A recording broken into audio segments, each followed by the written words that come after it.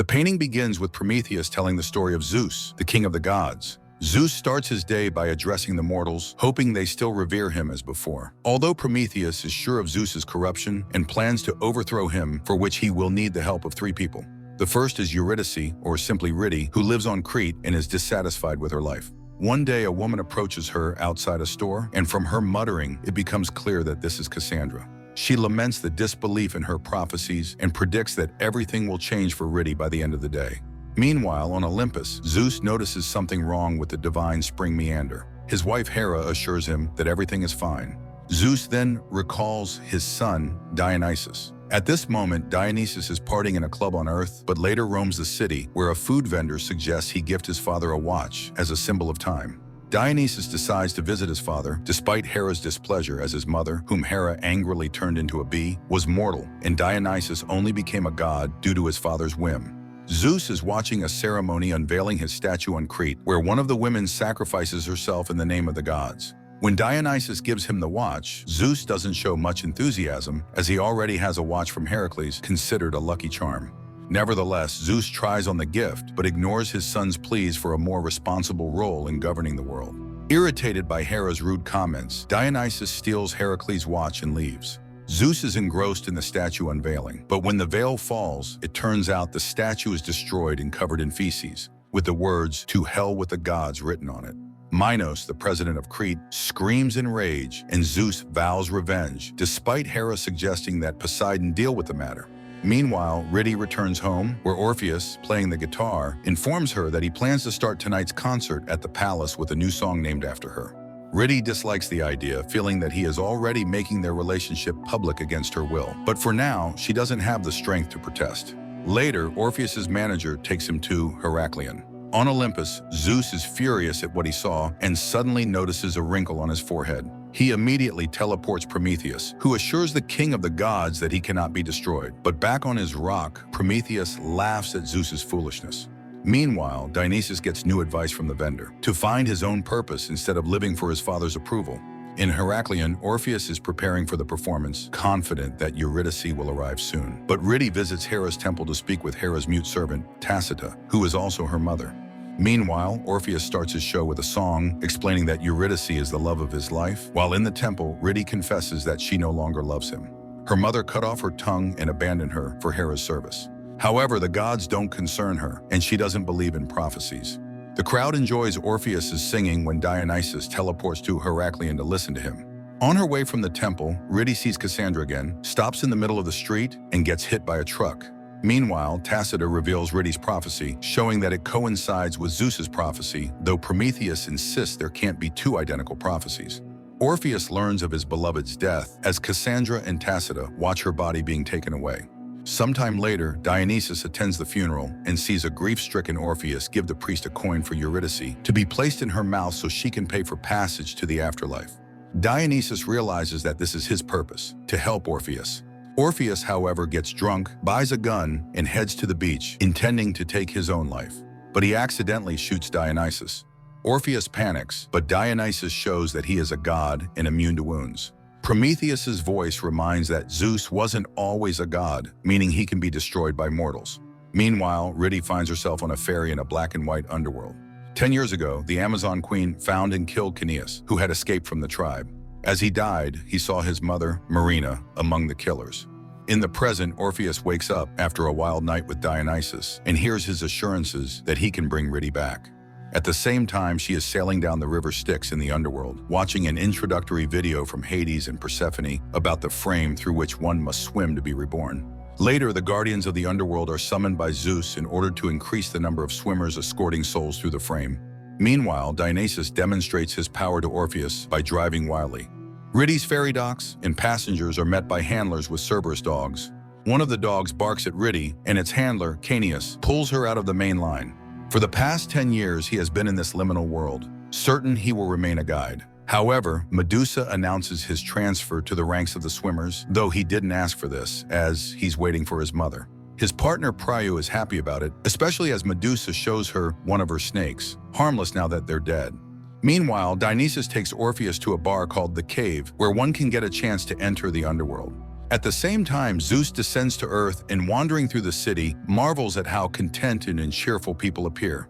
He summons Prometheus and confesses his fear that his power is weakening. He believes things must return to the old ways, where people trembled before him. To do this, he plans to destroy half the world. Prometheus advises him not to. Meanwhile, Eurydice finds out she was buried without a coin, which means she cannot pass through the frame and renew herself. She will now remain in the underworld, working for 200 years before she finally has a chance to cross Lethe.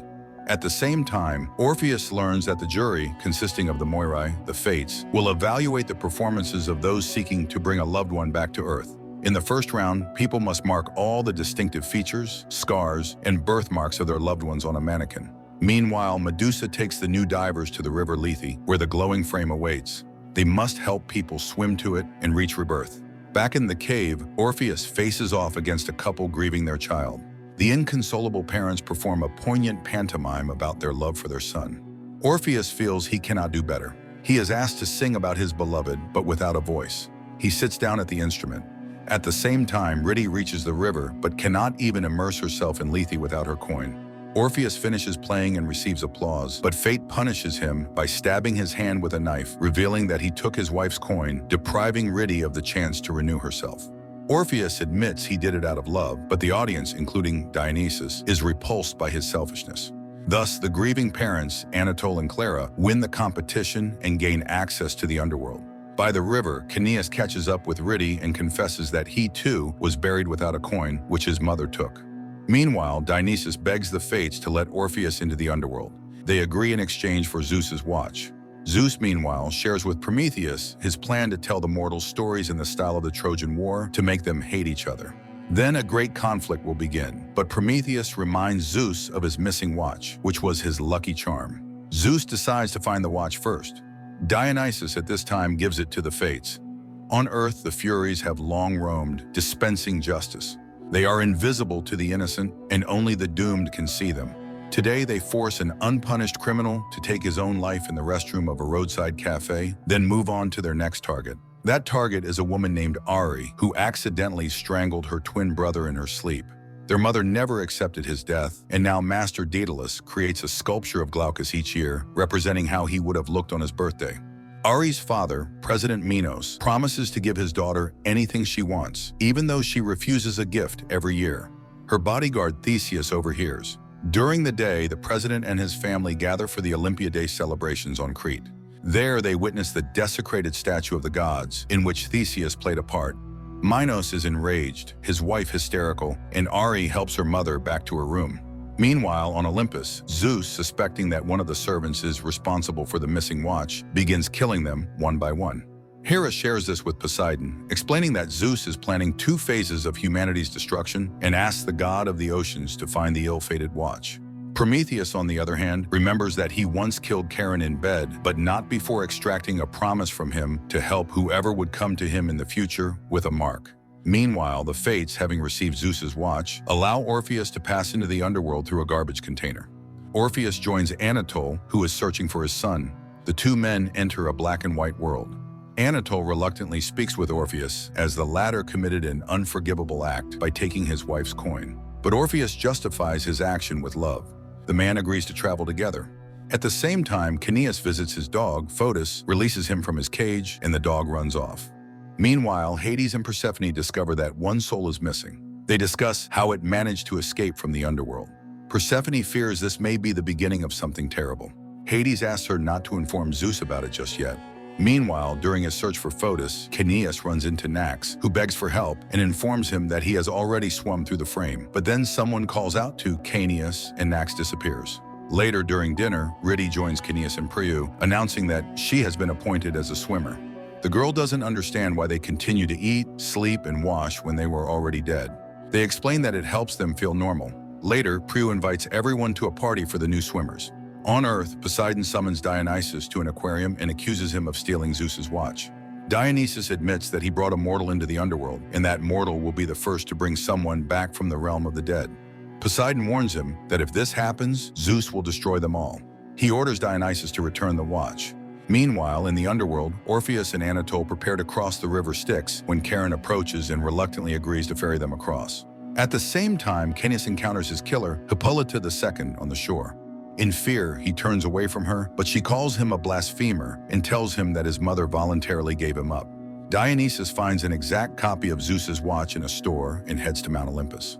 Zeus doesn't notice the substitution. In the underworld, Kaos is tormented by the realization of his mother's betrayal, which he had worried about for so long.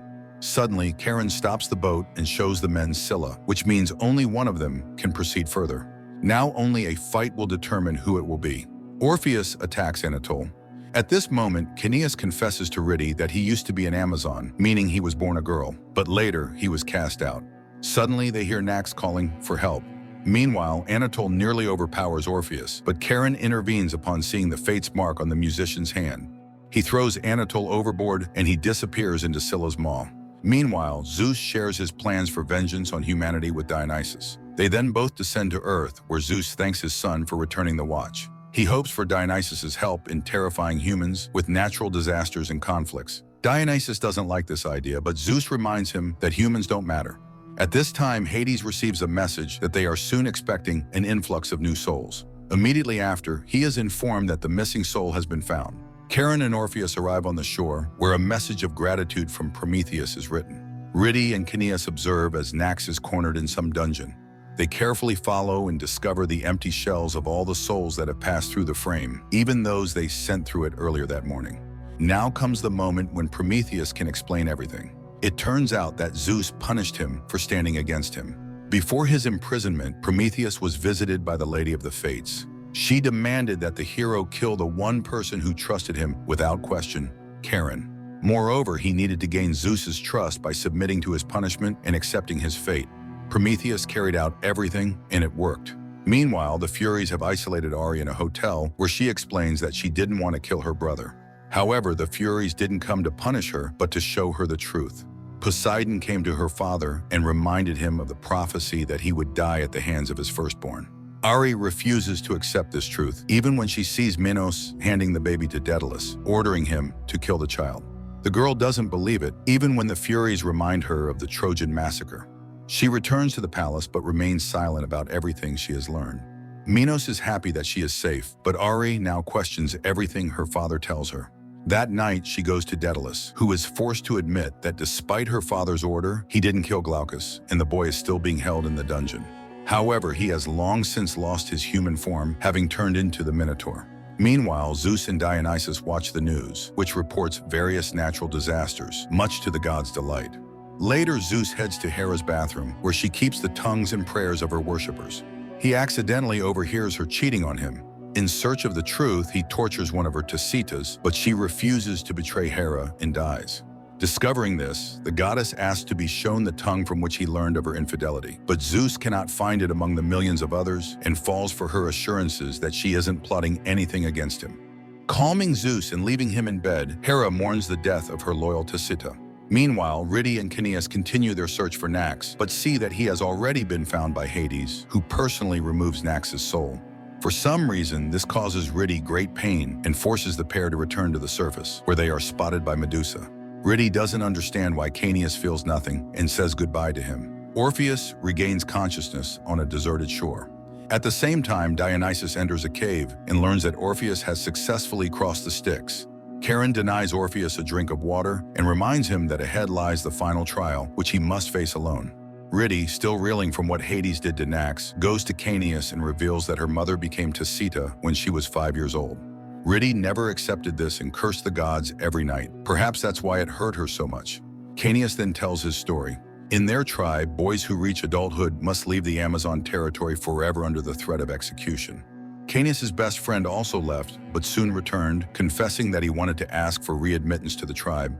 Kaos reminded him of the danger and asked him to leave.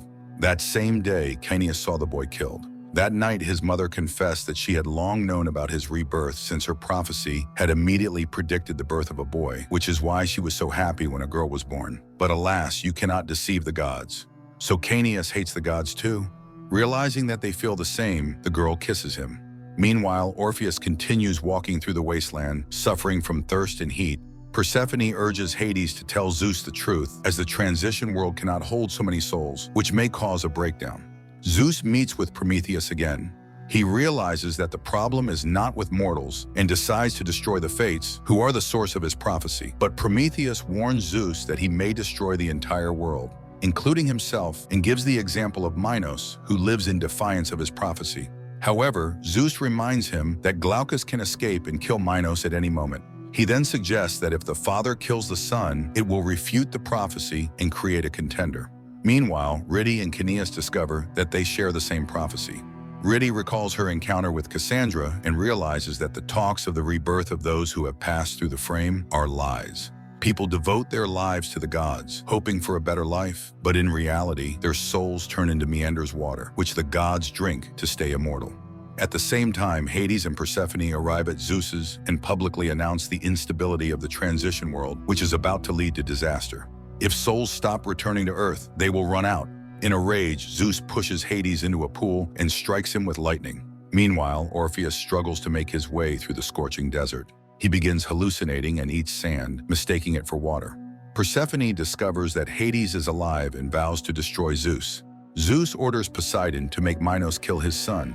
The god of the ocean goes to the Fates, and they say that sometimes a person can defy prophecies. Hera asks her husband not to be like his father, Cronus. It turns out that he was a real tyrant, and when Zeus grew tired of enduring it, he killed his father, though he never understood how he managed to do it. That's when the frame was created, which collected souls instead of rebirthing them. Poseidon and Hera order Minos to kill his son, and if he refuses, Ari will be subjected to torture. Meanwhile, Orpheus encounters a man near a water cooler. The man offers him water, but if Orpheus drinks, he will not be able to bring his wife back. Despite dehydration and near death, Orpheus chooses not to drink the water, which turns out to be the final trial. After passing it, he sees a door appear, leading him to the city. The first thing the man does is rush to a water faucet, where Prue and her partner, upon learning that he is Eurydice's husband, volunteer to take him to her. While Orpheus embraces her in front of Kaos, she doesn't know how to tell him the truth about her feelings. On Earth, learning that Orpheus has passed all the trials, Dionysus turns to Poseidon for advice but catches him in a compromising situation with Hera. Meanwhile, Medusa informs Charon that the man with the mark has arrived in the underworld, which means Prometheus was telling the truth. Marina, stepping out of her trailer, sees Eurydice's mother holding a sign that says, "Today is the day." The woman silently walks to a pre-dug grave, lies in it, puts a coin in her mouth, and pulls the trigger of a gun. At this time, Orpheus apologizes to Eurydice for taking her coin and preventing her from being renewed, but he did it in the name of love, and now he has come to bring her back to life. However, Eurydice doesn't want to return to him. It's time for a conversation with Hades, but first, Medusa tells Eurydice that they have been waiting for her, hoping for a change of power. Meanwhile, Zeus holds a family dinner while watching Minos kill his son. Daedalus explains to Ari how Glaucus became the Minotaur. The boy spent all day in the dark, constantly alone. The guards weren't allowed to talk to him, and eventually, he went mad and became more of a beast than a child. He started attacking the jailers, which gave Minos the idea to turn his son into a kind of weapon. Daedalus made him a mask and horns, and now criminals were fed to him. However, he treats Daedalus more gently than others. Hearing this, Ari demands to be taken to her brother. Meanwhile, Kaos tries to convince Eurydice to leave with Orpheus and reveal the truth about the underworld to people, while Medusa leads Orpheus to Hades, who refuses to let the couple return to Earth, even despite his willingness to replace his wife and stay there instead of her. Medusa is very disappointed with the outcome. Persephone expresses her disapproval, as returning a dead man to life could not have been ignored by Zeus. However, Hades claims that some things must remain sacred and that he will find a way to restore the souls. Convinced of her righteousness, Persephone acts behind Hades' back to send Eurydice and Orpheus back to Earth. Meanwhile, Daedalus escorts Ari into the Minotaur's dungeon. However, Minos is just releasing Glaucus from his cell to kill him with Hera's knife. Realizing this, Daedalus tries to lead Ari back, but Glaucus attacks and kills him while the woman tries to escape. Minos descends into the labyrinth as Ari is cornered by Glaucus. The girl talks to him, and the beast refuses to attack her. Ari removes his mask, horrified by what her father has done to his son. At this moment, Minos appears, and after a short fight, he kills Glaucus, to the great delight of Zeus and the other gods. Meanwhile, Medusa tells Eurydice that the basement of the underworld is called Nothingness, and although she doesn't know exactly what is done to the souls there, Eurydice can stop it by revealing everything to people. She leads Eurydice to Persephone, where Orpheus is already waiting for her. At the same time, Minos explains to his daughter that he did everything to protect the family, but it's at this point that Ares realizes her father misinterpreted the prophecy. While Glaucus was born first, he didn't breathe, but Ares cried out immediately. Explaining this to her father, she kills Minos with the same blade he used to kill her brother. Zeus faints in shock. Later, he wakes up and realizes that Minos is dead, that his prophecy has come true, and that he must stop his own prophecy before it's too late. Meanwhile, Persephone discovers Hades is missing. Hera demands their presence on Olympus. Hades, meanwhile, tells Medusa about his plan to restore the underworld. On Earth, Zeus goes to the Moirais cave, where they explain that for his prophecy to come true, he must believe in it.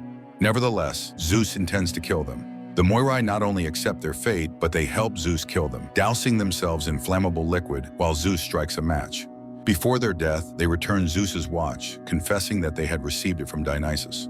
The cave burns to the ground, leaving Prometheus in shock. Meanwhile, before returning to Earth, Eurydice confesses to Orpheus that she has fallen in love with Kaos. She explains that the coin had nothing to do with it. She was already planning to leave him because she was unhappy, and then she died. Nevertheless, they still have a chance to start over, and so they continue their journey. Kaos rushes to the frame to try to stop anyone else from crossing the border and suddenly sees his mother. At the same time, Hades enters nothingness and attempts to restore Nax's soul, but to no avail.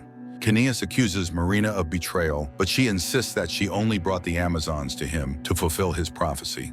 She had waited 10 years and had now come to guide him through the frame. Kaos reveals that the gods lied to them and that no one returns to Earth. However, Marina enters Lethe. Kaos dives after her and suddenly begins to sink into the water. He catches up with his mother and they both disappear into the frame. Prometheus does not understand what is happening as the prophecy is not being fulfilled, and he still does not gain his freedom. Meanwhile, Zeus returns home and distributes bottles of water from Meander to his family. Dionysus's bottle is only half full, and Persephone receives none at all, as Meander's consumption will now depend on their obedience. He also announces that he has destroyed the fates and therefore all prophecies. Dionysus is forced to admit that he gave the watch to the fates so a mortal could return his wife from the dead. However, Persephone contradicts this, revealing that Orpheus has died. As punishment for disobedience, Zeus kills Dionysus's beloved kitten. He also burns Hera's bees, declaring that she will no longer keep the mother of his children in servitude. Suddenly, Poseidon confesses that he loves Hera and asks her to come away with him, but she laughs at him. Nevertheless, Zeus pours out Poseidon's water and banishes him. Zeus then declares that he will now rule not only Crete, but also the underworld and everything else. He goes to Prometheus to discuss what has happened, but as soon as Prometheus explains that he has never betrayed Zeus, he suddenly disappears. Meanwhile, Ares drags Glaucus's body to the palace and tells the whole truth. Her mother, crying over her son, approves of her actions. Eurydice and Orpheus manage to return to Earth. To Orpheus's surprise, the cave has disappeared, but his car remains. He offers to drive Eurydice to the city, but she refuses. Orpheus apologizes for keeping her coin, but she thanks him for returning her life and hugs him goodbye. Near Heracleion, Eurydice encounters Cassandra, who tells her that she has now become a prophet as well. She instructs Eurydice to find Ares and free the living, while Kaos will do the same with the dead. Meanwhile, in nothingness, Kaos' soul restores itself. He wakes up next to his mother, who opens her eyes with the word Kaos on her lips. Prometheus finds himself on Olympus, where he is awaited by the invisible fates, who explain that they cannot be killed, and that, according to the prophecy, he is now granted freedom. Zeus finds Prometheus on his throne. Try as he might, he cannot send him back to the rock. What's more, he suddenly notices a cut on his hand despite the fact that gods do not bleed. Meander stops flowing, which means that Zeus is no longer a god. Hera calls someone from a payphone, ordering them to assemble a team and prepare a free bed, and sets off on her journey with her Tacitus. Hades asks how it is possible that Kaos can restore human souls. Prometheus warns Zeus of the approaching Kaos. Ares meets with Andromache to discuss the restoration of Troy and the destruction of Olympus. Dionysus gazes at his half-full bottle. Kaos is the best show of August, especially for those who are fascinated by Greek mythology. It's an unconventional and vibrant reimagining of ancient Greek myths, where the heroes of ancient legends are transported to the modern world. The finale leaves a sense of incompleteness, allowing hope for a continuation.